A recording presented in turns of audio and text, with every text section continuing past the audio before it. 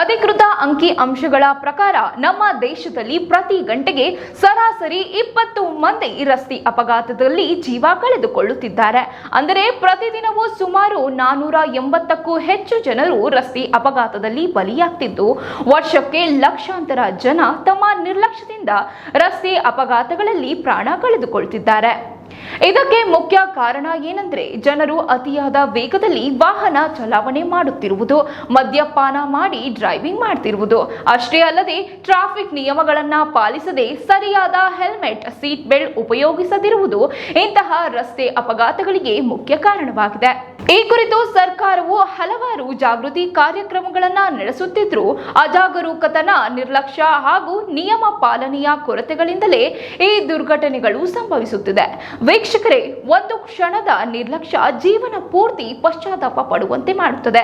ಜೀವನ ಅಮೂಲ್ಯ. ನಿಮ್ಮ ಪ್ರೀತಿ ಪಾತ್ರರು ನಿಮಗಾಗಿ ಕಾಯ್ತಿರ್ತಾರೆ.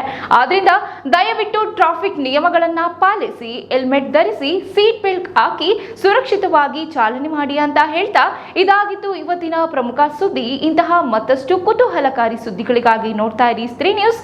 ಇದು ಹೊಸ ಅಧ್ಯಾಯ.